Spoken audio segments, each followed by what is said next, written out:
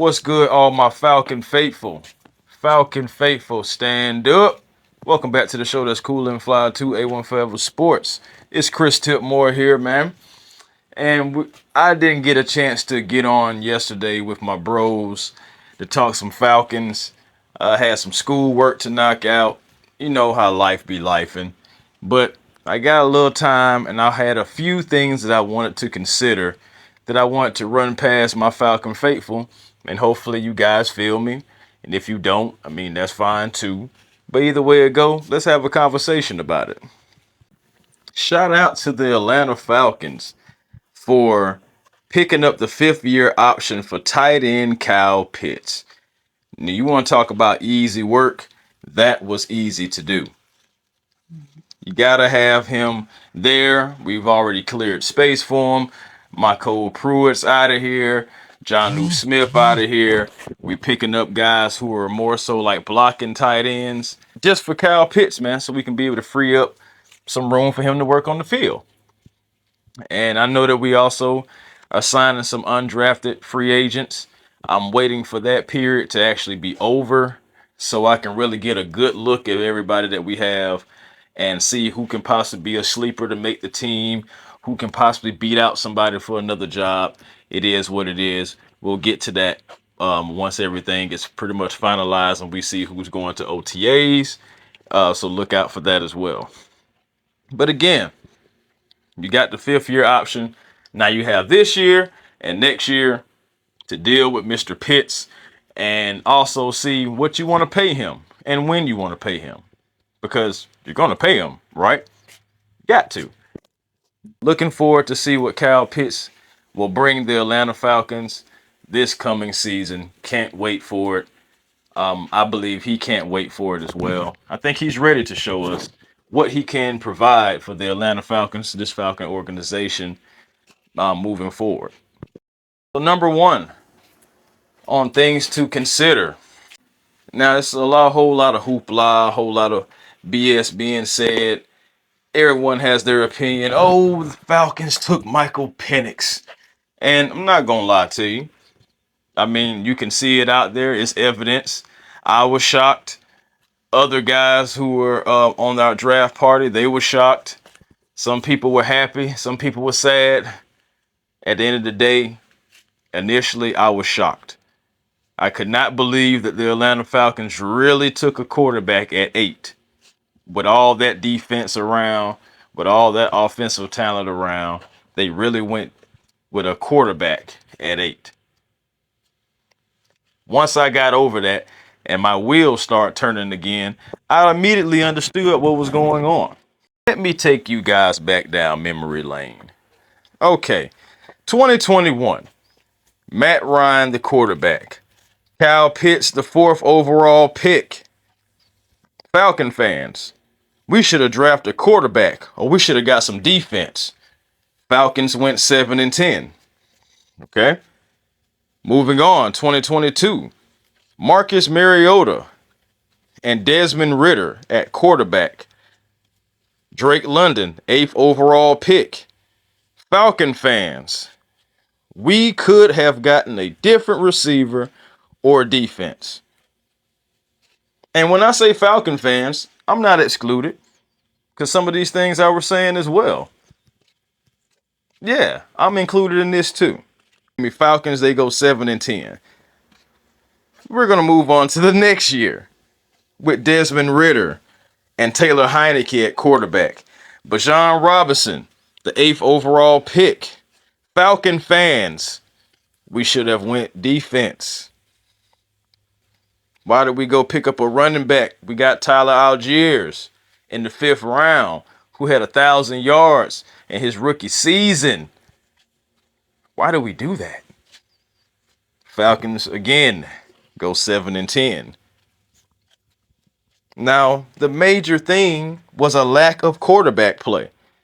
Guys, let me refresh your memories. And you guys know that we had turnovers, but I don't think y'all really just know the turnovers that we really been dealing with. The purgatory we've been dealing with. So, you know your boy got you. 37 interceptions. Now, this is including Matt Ryan's final season in Atlanta, by the way. So this is Matt Ryan. This is Desmond Ridder, Taylor Heineke, and Marcus Mariota stats all combined. 37 interceptions. 35 fumbles, with 22 of those fumbles going the other way, going to the other team. Question, do you like that? No? Okay, well, let's move on to my second thing to consider. Okay? Kirk Cousins, 4 years, 180. Wow, Tip, that's a lot of money for a guy coming off an Achilles injury. Okay, I get it. I understand. But the thing about Kirk Cousins and that contract, and I had to go and look. I had to really just look because I knew I wasn't tripping. The guaranteed money, that's where I went. I went to guaranteed money. And do you know, out of the guaranteed money, Kirk Cousins is in the top 15, but he's more so toward the back end. Here, I'll show you. Look at this.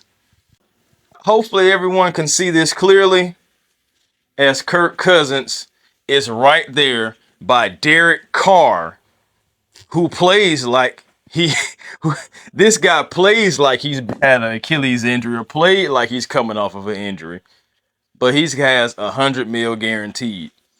This happened before Kirk Cousins even got his money. Kirk Cousins is almost 15th on this list. He's tied for 14, and Daniel Jones is at 92 guaranteed. So he's like the 15th on this list. Then, if I decide to go on over to the value of the contracts, Kirk Cousins is in the top 10, but again, on the back end again. He's on the back end again. And once somebody else gets a new contract, gets an extension, gets their first big contract, whichever, Kirk Cousins is going to be pushed out of the top 10. Kirk Cousins is going to be pushed out of the top 15 probably. When it comes to money, the contract is constructed so ATL can get out of it after the second year. Only thing that can stop that is major production from Cousins. He can become a June 1st cut and save $90 million. Big ones, y'all. $90 million. With probably like a 25, I believe it's a $25 million cap hit that can be spread between 2 seasons. You can spread that. Everybody jumping on us about Penix, but Kurt is getting his money and 2 years at least to work with. You got to make it do what it do. But that also leads to my third consideration. How will this plan orchestrated by Terry Fontenot and Coach Raheem Morris play out? Ideally, Kurt hands over the keys of the team 2 or 3 seasons, with Michael Penix being 26 or 27 at the time. It all depends. Again, going back on production. This is being called the Jordan rules. No, not Michael Jordan. Jordan Love. But that's incorrect. In my eyes, that is very incorrect. Because Jordan Love was 21 years of age without the arm accuracy and draft placement of MPJ, Michael Penix Jr. We've seen the Michael Vick experience, and now we have the Michael Penix experiment. Best case scenario, Penix will be 26 when he becomes the QB1 officially for the Atlanta Falcons. And he has to be ready to shine on Kirko's departure. Hopefully he will be our quarterback for the next 10 years plus. That's the perfect scenario. And of course, he stays healthy. He does well. No more shoulder, no more knees, medical good. That's ideally. But let's keep it real. That falls on the production again of Kirk Cousins. Everyone mentioned Jordan Love and Aaron Rodgers. Do you hope, Falcon fans? This is for you. Do you guys hope that we get that Aaron Rodgers type production from Kirk Cousins? Are you guys hoping for an MVP season, going to the playoffs, even though it ended wrong for the Packers? Just that production. Because you get that production, you know at least you're good into the playoffs, right? At least that much, correct? Okay. Or are some of you Falcon fans hoping that, you probably don't trust Kirk, his Achilles to be exact, to hold up and possibly lead us to where we need to go?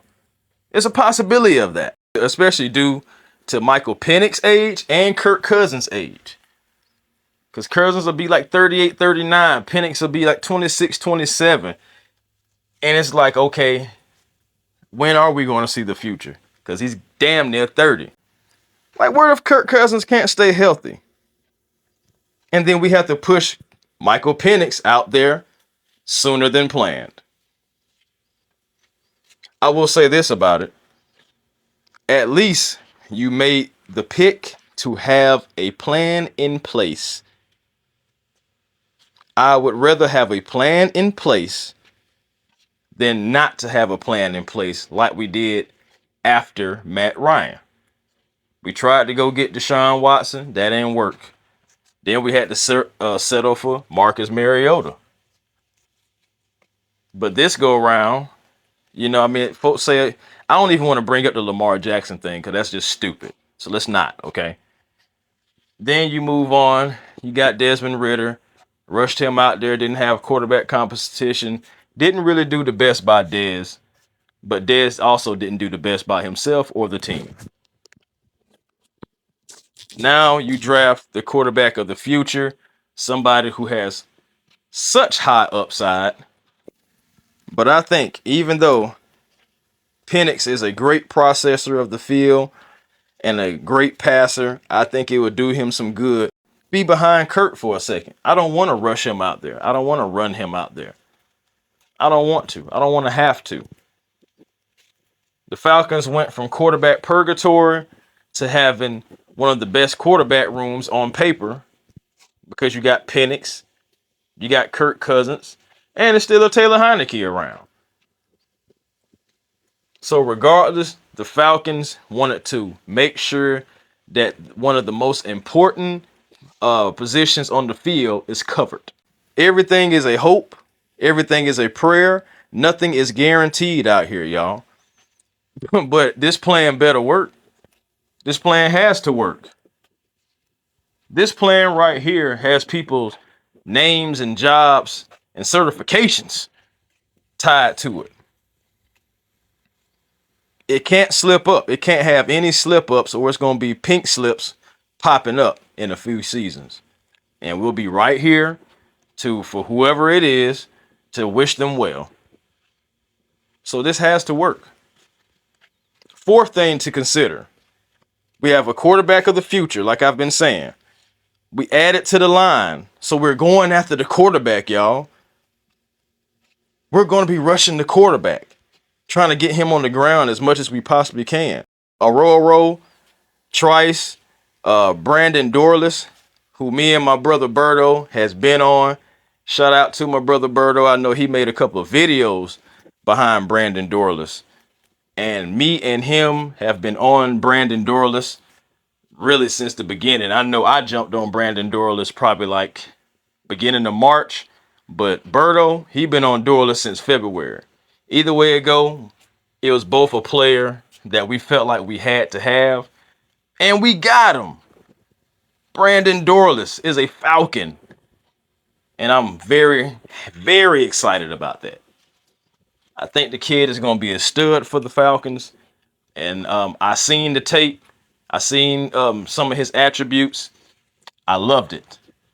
Then we got Big Zion, who is a space eater and a playmaker on defense. Went and got some dogs. Went and got a dog, And I believe that this one is going to pan out. We're going to get after the quarterback. We will be rushing the passer. Guys, we got defense 5 out of 8 picks.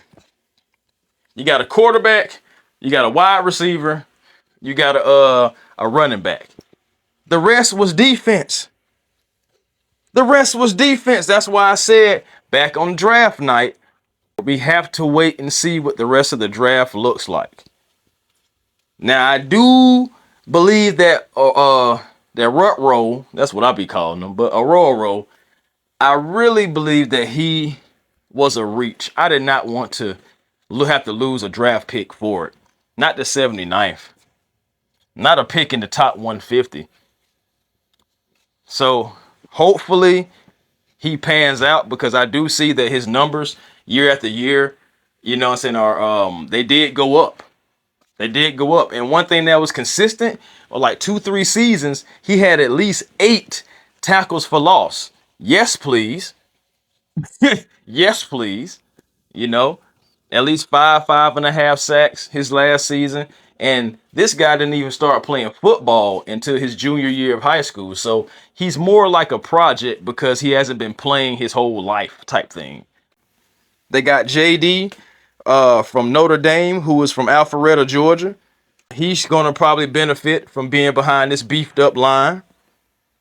Washington out of Illinois. He's a chain mover. He will move the chains and he has strong hands. The Falcons are setting things up.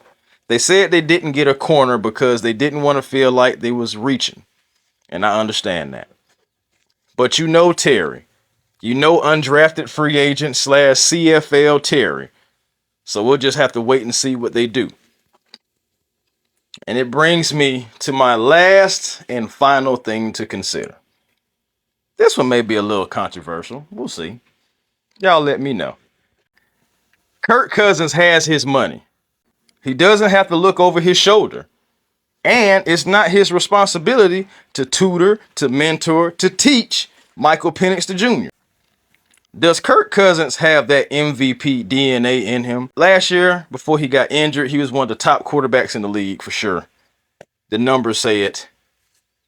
And in this situation that Kirk Cousins is in, will it catapult him to be an MVP type player? The report said that the Falcons called him on the clock, that he knew that they would take a quarterback, but just not 8th overall. Will Cousins be able to show, hey, I'm good. You didn't have to take a quarterback that high. I'm going to show you that. Can this be the thing that drive Cousins over the edge? Can Captain Kirk, with all the smiles, go to a straight face, go to a frown, put his helmet on, and say, I'm just going to show the world what I can do? This is the second time in Kirk Cousins' career that there is a first-round talent at the quarterback position on the team with him, and he has yet to take a snap. It happened back in Washington with RG3. And it's funny because Raheem was there for that. Raheem Morris was on that coaching staff, seeing what Kirk Cousins had to do, being behind Robert Griffin III. Now, before he takes another snap, he has to not necessarily worry, but at least be concerned about Michael Penix Jr. on the team. Something else that's just crazy about this whole scenario and how it just seems like life is coming full circle around Kirk Cousins. The fact that RG3 and MPJ have similar numbers when it comes to their total yards, not too far off on the touchdowns and interceptions as well too. It's so funny that their yardage is nearly the same coming out of college and being on a team that Kirk Cousins is on. Life comes at you fast, and boy, it can come full circle. Regardless, my opinion, I need Kirko to perform week in and week out for the logo. He do that, we will work out whatever we have to work out later on. Really don't want to have to be restructuring a contract, because if you're restructuring, then that must mean he's performing to the point to where you can't walk away from him, no matter who you picked 8th overall.